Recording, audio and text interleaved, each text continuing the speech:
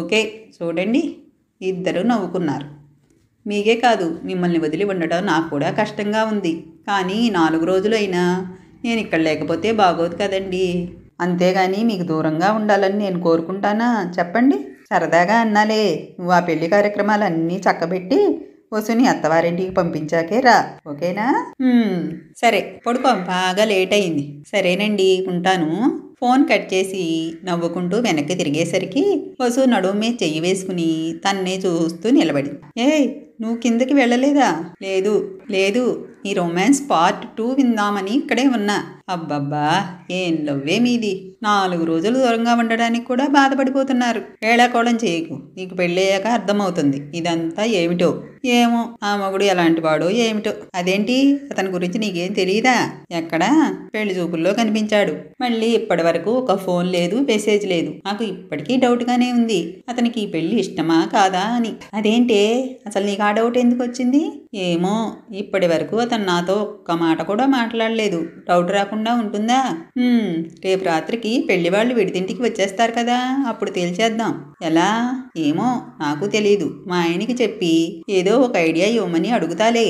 ఆయన అయితే కరెక్ట్గా చెబుతారు. సరే అయితే ఆ కిందికి వెళ్దాం.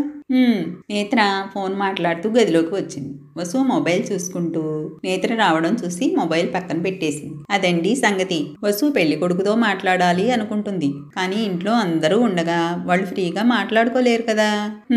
అర్థమైంది. ఒక పని చెయ్యి, వసుకి గిఫ్ట్ కొనాలి అని చెప్పి సాయంత్రం బయటికి తీసుకునిరా. నేను వెళ్ళి పెళ్లి కొడుకుని తీసుకొస్తాను. Problem solve. కానీ పెళ్లి కొడుకు మీకు తెలియదు కదా, ఎలా తీసుకొస్తారు? అదంతా నేను చూసుకుంటాలే నేత్ర. నువ్వు వసుని తీసుకురావడం గురించి ఆలోచించు. నేను మంచి మీటింగ్ స్పాట్ అరేంజ్ చేస్తాను. అలాగే. ఫోన్ కట్ చేసి వసు దగ్గరికి వచ్చి పక్కనే కూర్చుంది. ఏమన్నారే? నిన్ను బయటికి తీసుకురమ్మన్నారు వసు. అత్తయ్య ఏమంటుందో ఉండు, నేను అడిగి చూస్తాను. సరే. నేత్ర బయటికి వచ్చి వాళ్ళ అత్త కోసం వెతుకుతూ పెరట్లోకి వచ్చింది. కాంతం అక్కడే ఉండడంతో నెమ్మదిగా దగ్గరికి వచ్చి నిలబడింది. ఏంటి నేత్ర, ఏమన్నా కావాలా?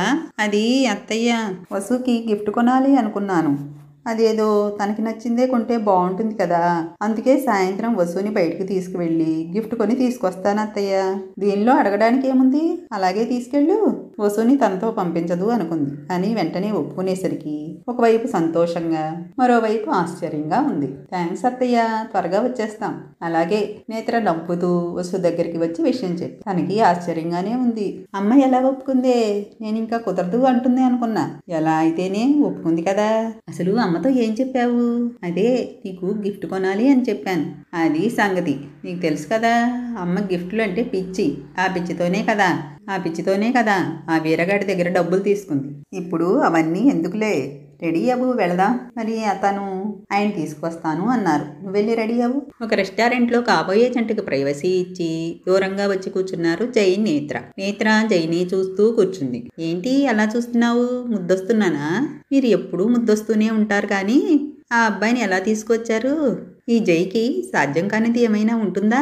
అబ్బో, బాగానే బిల్డప్ ఇస్తున్నారు కానీ అసలు విషయం చెప్పండి. ఏం లేదు, మీ బావకి ఫోన్ చేసి పెళ్లి కొడుకు ఫోన్ నెంబర్ తీసుకున్నాను. ఆ తర్వాత అతనికి ఫోన్ చేసి వసు అతనితో మాట్లాడాలి అనుకున్న విషయం చెప్పాను. అంతే, వచ్చాడు. అంతేనా? నేను ఎంత టెన్షన్ పడ్డాను, మీరింత సింపుల్గా చేసేశారు. That is Jayadev. నేత్ర నవ్వుతూ ముందుకు వంగి జై బొగ్గ మీద ముద్దు పెట్టింది. జై నవ్వుతూ పైకి లేచి నేత్రని చైర్లో నుండి లేపి ఆ చైర్లో తను కూర్చుని నేత్రని ఒళ్ళో కూర్చోబెట్టుకున్నాడు. అయ్యో ఏంటిది? ఇది మన ప్రైవేట్ ప్లేస్, ఎవరూ రారులే, టెన్షన్ పడకు. మీ రొమాన్స్ అడ్డు అదుపు లేకుండా పోతుంది శ్రీవారు. మరి నన్నెందుకు కిస్ చేశావు? మిమ్మల్ని పెళ్లి చేసుకుని షారుఖ్ ఖాన్ని కిస్ చేస్తే బాగోదు కదా. నా డైలాగ్స్ నాకే తిప్పి కొడుతున్నావా? నిన్ను.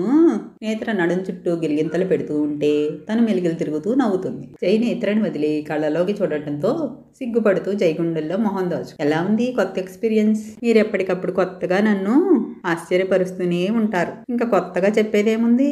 అవునా, అయితే నీకు నచ్చిందనమాట. మళ్ళీ అమ్మో వద్దు, ఎవరైనా వస్తే చెప్పానుగా ఎవరూ రారు అని. ఇది మన ప్రైవేట్ ప్లేస్. అయినా వద్దు, వాళ్ళు వచ్చేస్తారు. నీకు అసలు రొమాన్స్ ఫీల్ అవ్వడం తెలీదు. నేత్ర నవ్వుతూ జై షర్టు పట్టుకుని దగ్గరికి లాక్కుంది. ఫీల్ అవుతున్నాను కాబట్టే వద్దు అంటున్నా శ్రీవారు. ఇది మన బెడ్రూమ్ కాదు కదా. జై తన దగ్గరగా తీసుకుని లైట్ గా పెదవుల్ని టచ్ చేసి వదిలిపెట్టాడు. వాళ్ళు వస్తున్నట్టున్నారు, వెళ్దాం పదండి సరే ఇద్దరూ అక్కడి నుంచి బయటికి వచ్చారు. అదే టైంలో వసు ఆ అబ్బాయి బయటికి రావడంతో నలుగురు అక్కడి నుండి కారులో బయలుదేరారు. కారులో నేత్ర వసుకి సైగ చేసింది ఓకేనా అని. తను నవ్వుతూ ఓకే అని సైగ చేయడంతో తన మనసు కుదుటపడింది. వసుని నేత్రని ఇంటి దగ్గర డ్రాప్ చేసి వెళ్ళిపోయాడు జై.